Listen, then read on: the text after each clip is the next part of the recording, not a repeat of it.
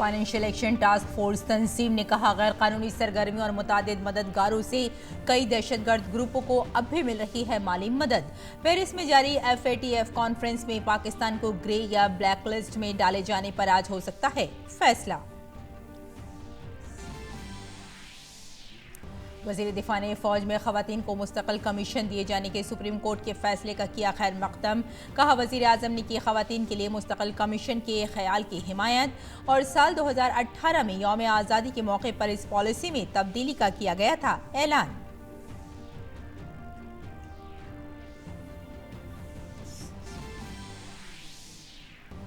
चीन में corona virus से 1800 से ज्यादा लोगों की मौत। भारत में वुहान से लाकर दिल्ली में ITBP के कैंप में रखे गए तकरीबन 406 लोगों में से तकरीबन 200 को दी गई छुट्टी। सभी के नमूने पाए गए नेगेटिव।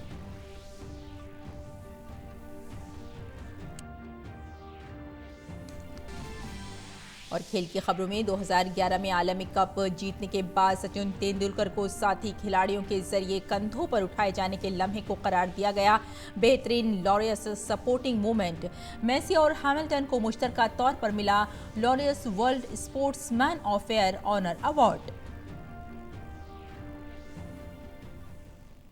आइए नाज़रीन, अब खबरों पर तफसील से नजर डाल लेते हैं। Financial action task force FATF बैनुल-अक़वामी तंजीम ने कहा है कि दुनिया भर में गैर कानूनी सरगर्मियों और मुतादिद दहशतगर्द ग्रुपों को अब भी माली मदद मिल रही है। बैनुल-अक़वामी सतह पर दहशतगर्दी की माली इयानत पर नजर रखने वाली इस तंजीम के जरिए इसको रोकने के लिए जवाबित को सख्त बनाने के बावजूद दहशतगर्दों को रकम मिल रही है।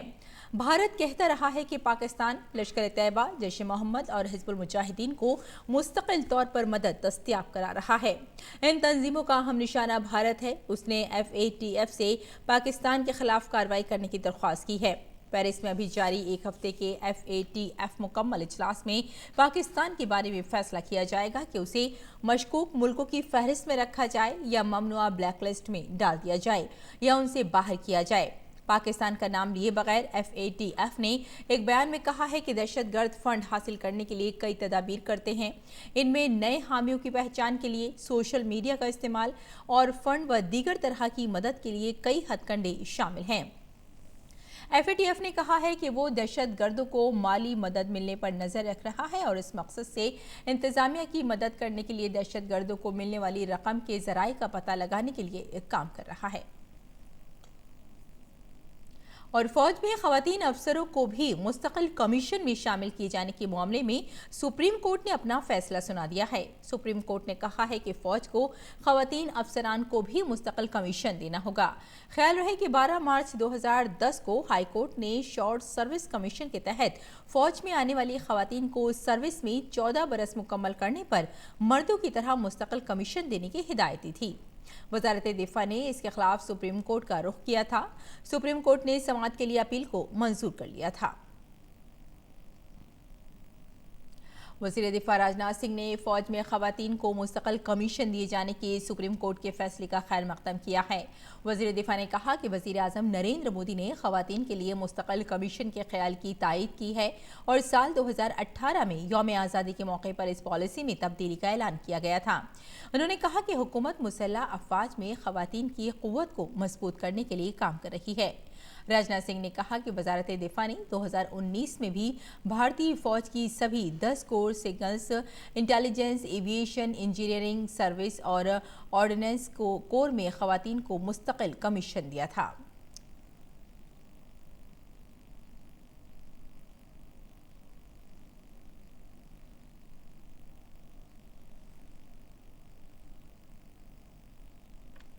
हुकूमत की आला मकसद वाली सॉइल हेल्थ कार्ड स्कीम को आज 5 साल पूरे हो रहे हैं।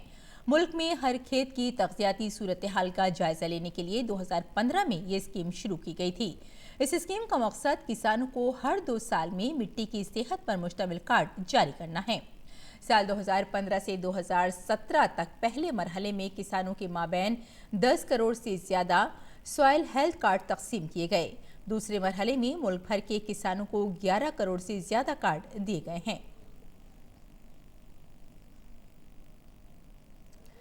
इन्फोर्समेंट डायरेक्टोरेट के जरिए मफरूर शराब ताजिर विजय माल्या की भारत में मौजूद इमलाक जब्त करने की कार्रवाई के खिलाफ विजय माल्या की अर्जी पर आज सुप्रीम कोर्ट समाअत करेगा।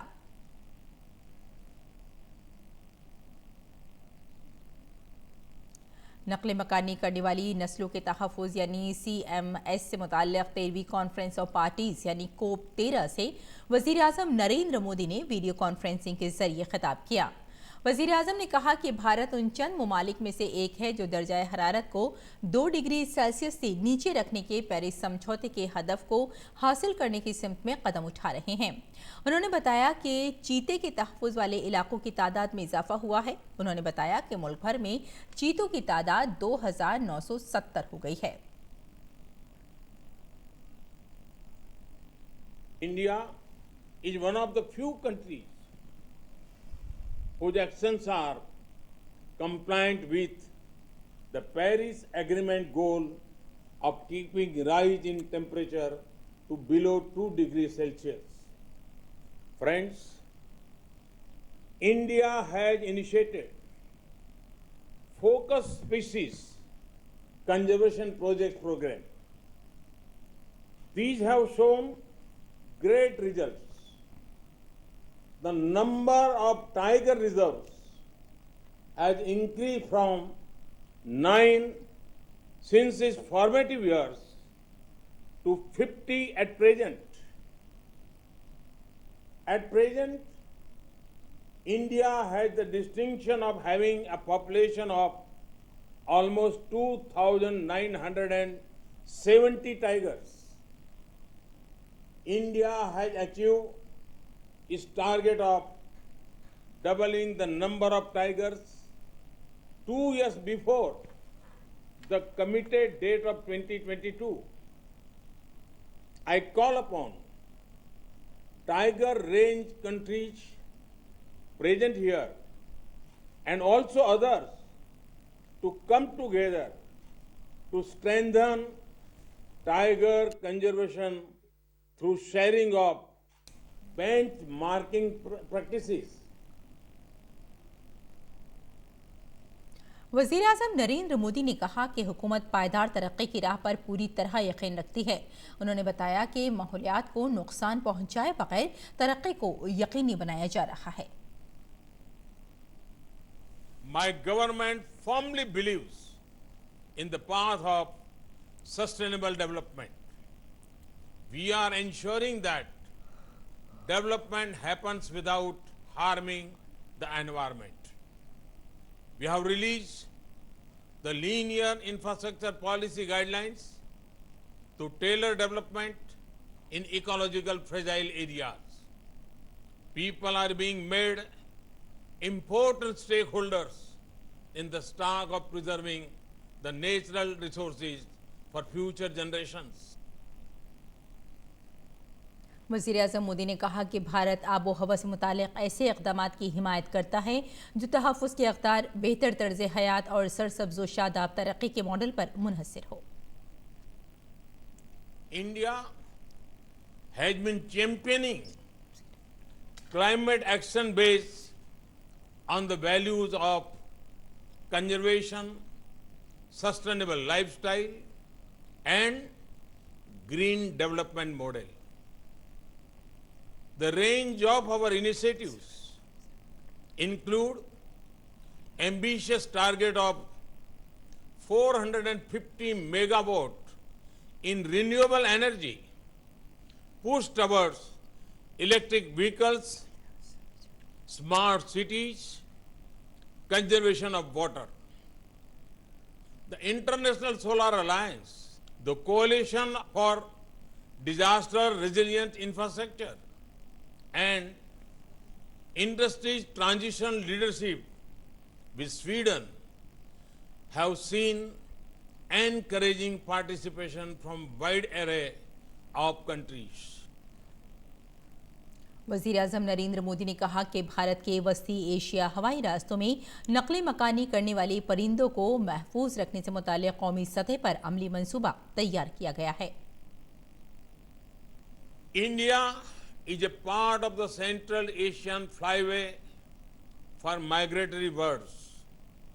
with a view to conserve the birds along the Central Asian Flyway and their habitats, India has prepared a national action plan for conservation of migratory birds along the Central Asian Flyway. India would be happy to facilitate preparations of action plan for other countries in this regard.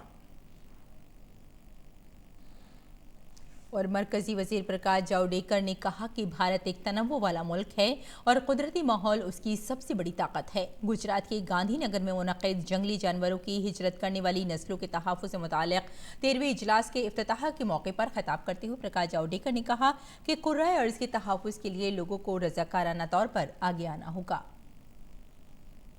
If we make strict rules and laws, that doesn't save planet. Planet can be saved only by having people participating in it voluntarily. And therefore, don't put unrealistic conditions for preservation and don't convert friends into enemy. और गुजरात में मुनक़िदा programme के इसी दौरान मरकजी वजीर प्रकाश जावड़ेकर ने भारतीय pavilion का भी इफ्तिताह किया।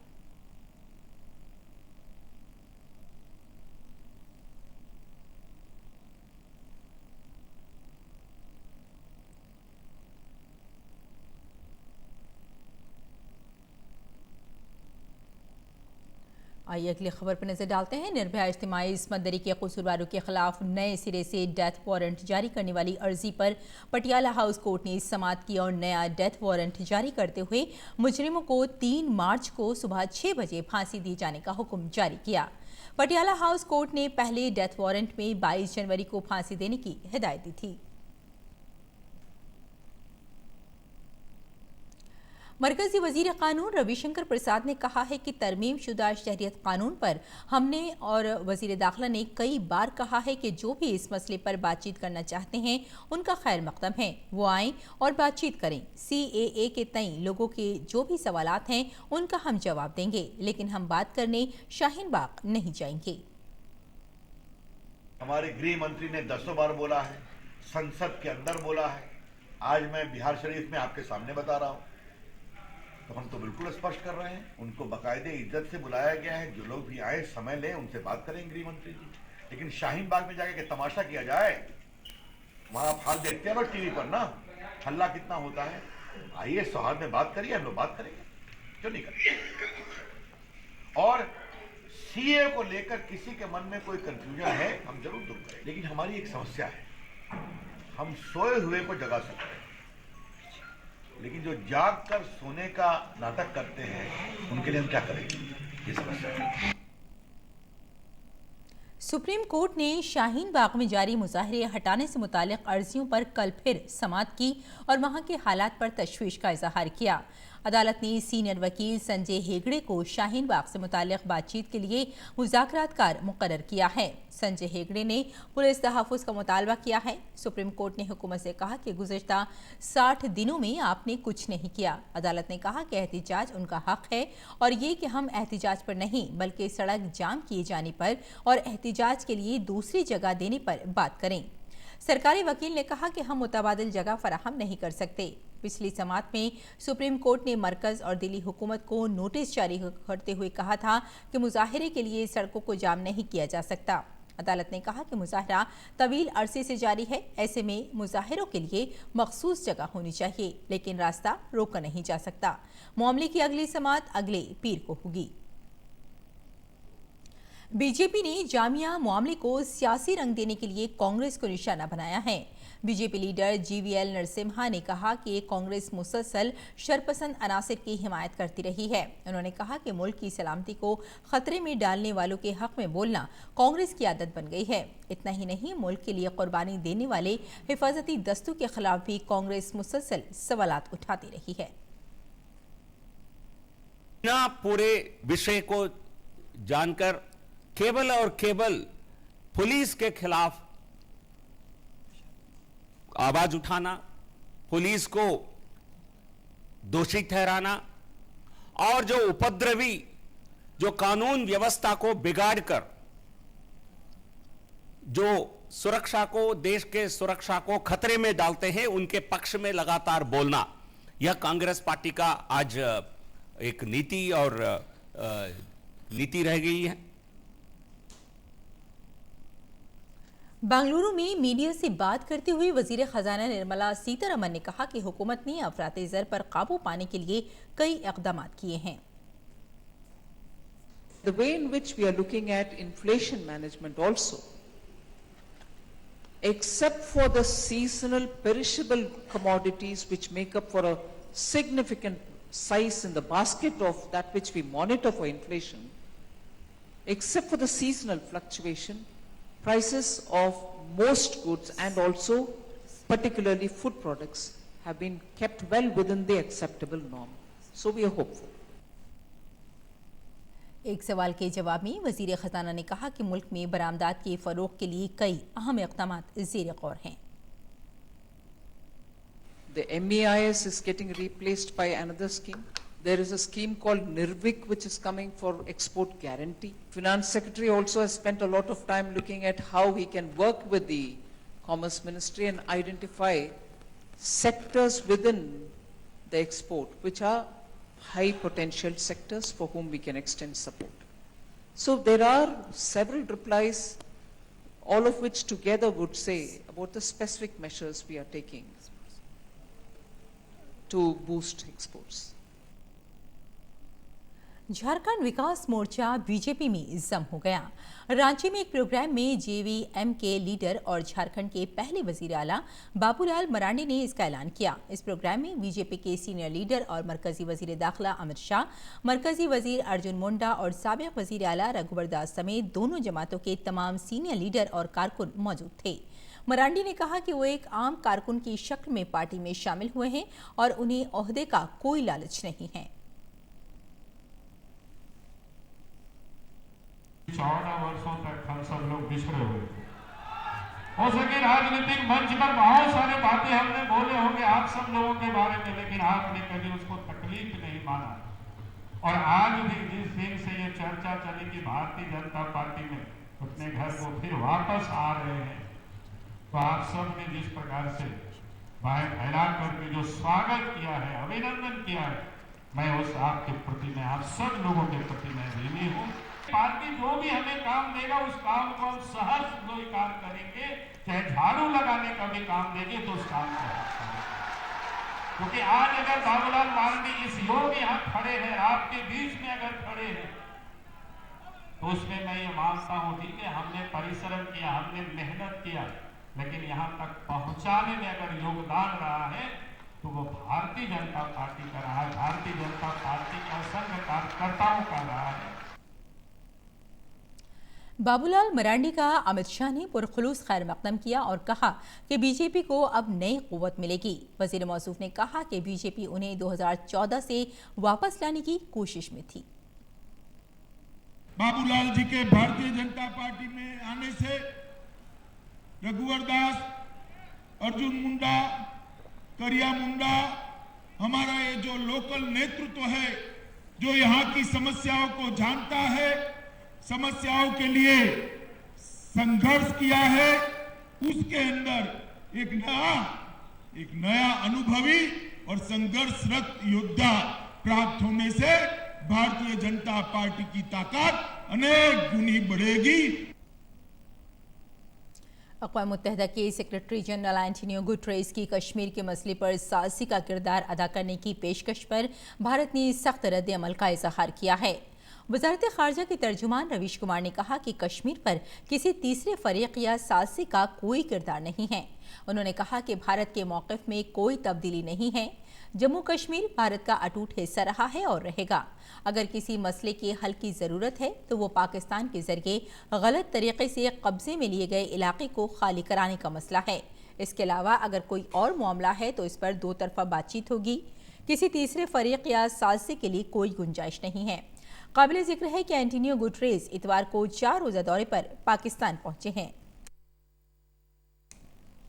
चीन में कोरोना वायरस का कहर अब भी जारी है। इससे तकरीबन 1800 से ज़ायद लोग मारे गए हैं और 70,500 मामले सामने आए हैं।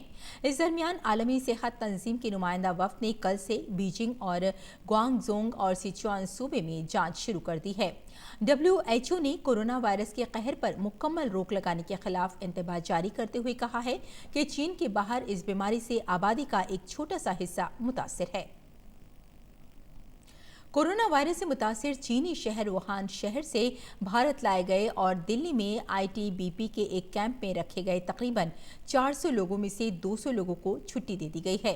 इस मरकज में मजमूई तौर पर 406 लोगों को रखा गया था। इस मरकज में रखे गए सभी लोगों की कोरोना वायरस से मुताल्लिक खतमी जांच के नताइज मनफी रहे।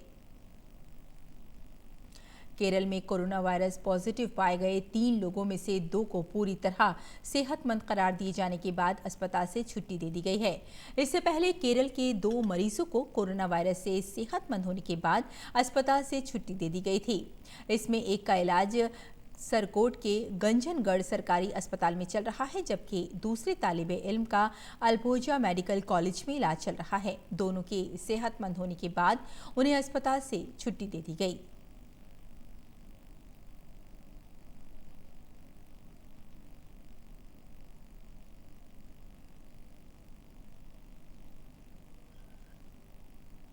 हमने अपने इन डॉक्टर्स को और नर्सिंग ऑफिसर्स को यहाँ अपने मंत्रालय में बुलाकर जो प्रधानमंत्री जी ने जो प्रशस्ति पत्र इनको दिया है, इनका अभिनंदन किया है, क्योंकि एक खतरे के साथ खेलने जैसा होता है ये भी।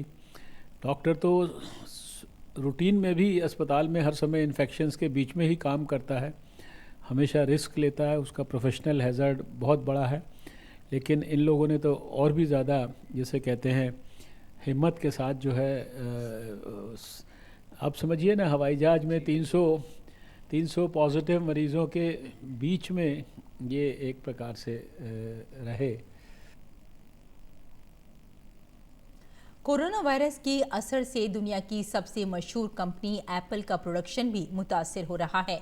एप्पल ने सरमायाकारों को आगाह किया है कि वो अपने दूसरी तिमाही के माली हदफ को हासिल नहीं कर पाएगी, क्योंकि कोरोना वायरस की वजह से आईफोन के प्रोडक्शन में कमी की गई है।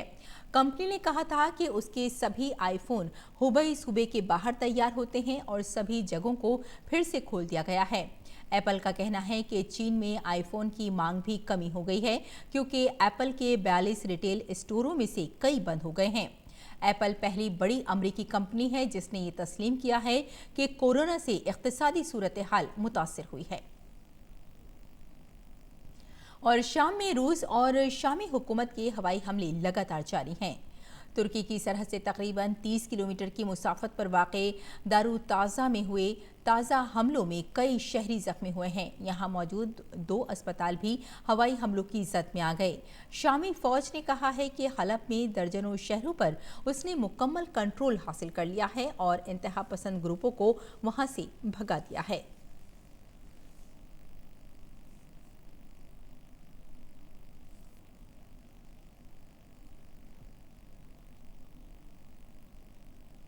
पाकिस्तान के बलूचिस्तान सूबे में एक मजहबी रैली में हुए मशहूर मुश्तबा खुदकुश बम धमाके में पुलिस एहलकारों समेत कम से कम 10 लोग मारे गए और 23 दीगर जख्मी हो गए। शाहरा अदालत के पास क्वेटा प्रेस क्लब में जारी रैली के ये धमाका हुआ। यह हमला उस दिन हुआ जब पाकिस्तान पहुंचे अक़वाम मुत्तहिदा के सेक्रेटरी जनरल एंटोनियो गुटरेस ने पाकिस्तान की सिक्योरिटी सूरत हाल में इस्लाह को काफ़ी अहम बताया।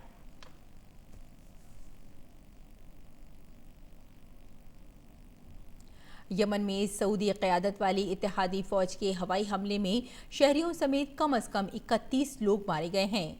अल-जौफ गवर्नरी में हुए हवाई हमले में कम से कम 31 शहरी मारे गए हैं और 12 लोग जख्मी हुए हैं।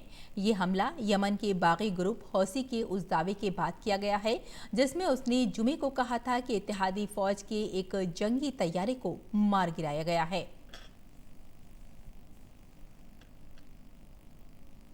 और खेल की खबरों में भारत ने उज़्बेकिस्तान में जारी Asian youth and junior weight lifting championship में 5 चांदी और 6 कांसे के तमगे जीते हैं। 45 किलोग्राम के जुमरे में KVL पवनी कुमार ने youth girls and junior women's जुमरे में चांदी का तमगा जीता। दूसरी तरफ सिद्धांत गोगोई ने 61 किलोग्राम के जुमरे में यूथ बॉयज और मर्दों के जूनियर जुमरे में चांदी का तमगा अपने नाम किया। 49 किलो के जुमरे में मुकुंद अहेरा ने यूथ बॉयज के जुमरे में चांदी का तमगा जीता। 45 किलो के जुमरे में हर्षदा गौड़ ने 2 कांसे का तमगे जीते। उन्होंने यूथ गर्ल्स और जूनियर विमेंस जुमरे में कांसे का तमगा जीता। कांसे का तमगा जीतने वाले दीगर वेट लिफ्टरों में बॉनी मांकिया, निर्मला देवी, एस ग्रोना नायडू और गोलोम टंकू शामिल हैं। इस टूर्नामेंट में 20 एशियाई मुल्कों के 197 एथलीट हिस्सा ले रहे हैं। उज़्बेकिस्तान के ताशकंद में जारी एशियाई यूथ और जूनियर वेट लिफ्टिंग चैंपियनशिप 2020 में भारत ने 5 नुकरई और 6 कांसे के तमगे जीते हैं। के पवानी कुमारी ने 45 किलोग्राम वजन के जुमरे में नुकरई तमगा जीता। 61 किलोग्राम वजन के जुमरे में सिद्धांत गोगोई ने नुकरई तमगा अपने नाम किया और इस टूर्नामेंट में 20 एशियाई मुल्कों के 197 खिलाड़ी हिस्सा ले रहे हैं। मुल्क के नौजवान खिलाड़ियों को मौका देने के लिए हो रहे खेलो इंडिया में पहली बार यूनिवर्सिटी गेम्स को शामिल किया गया है। 22 फरवरी से भुवनेश्वर में होने वाले खेलो इंडिया यूनिवर्सिटी गेम्स के लिए पीर को दिल्ली में खेलकूद के वजीर के जरिए थीम सॉन्ग लॉन्च किया गया। खेलो इंडिया यूनिवर्सिटी गेम्स के इनेकाद की सभी तैयारियां मुकम्मल कर ली गई हैं। इन खेलों का इनेकाद 22 फरवरी से 1 मार्च तक उड़ीसा के भुवनेश्वर में किया जाएगा। इस टूर्नामेंट में बैडमिंटन, बॉक्सिंग, कबड्डी वगैरह समेत 17 ओलंपिक गेम्स शामिल हैं। यूनिवर्सिटियों में पढ़ रहे खिलाड़ियों के लिए पहली बार मुनक्किद होने वाले इस टूर्नामेंट में मुल्क की तकरीबन 163 यूनिवर्सिटियां हिस्सा लेने जा रही हैं। बर्लिन में मुनक्किदा लॉरिस अवार्ड का 20वां एडिशन कई मायनों में खास रहा। फार्मूला 1 चैंपियन लुइस हैमिल्टन और बार्सिलोना के फॉरवर्ड लियोनेल मेसी को स्पोर्टमैन ऑफ द ईयर का मुश्तरका फातेह करार दिया गया, क्योंकि अवार्ड्स की 20 साल तारीख में पहली बार वोटिंग टाई रही। मर्सिडीज ड्राइवर हैमिल्टन ने 2019 में 6ठी बार फार्मूला 1 वर्ल्ड चैंपियनशिप जीती थी। दूसरी तरफ मेसी ने रिकॉर्ड 6ठी बार बेलन डी'ओर जीता था। भारत के लिए भी अवार्ड की ये तकरीब यादगार रही। 2011 में क्रिकेट आलमी कप जीतने के बाद नौजवान खिलाड़ियों के जरिए सचिन तेंदुलकर को कंधों पर उठाकर किए गए विक्टर लैप यानी carried on the shoulders of a nation को गुज़िश्ता 20 बरस का बेहतरीन सपोर्टिंग मूवमेंट चुना गया है।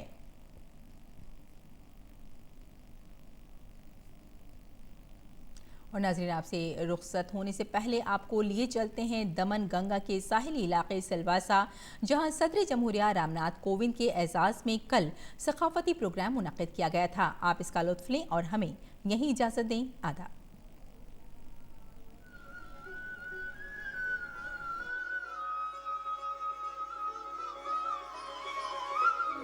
स्वर है जो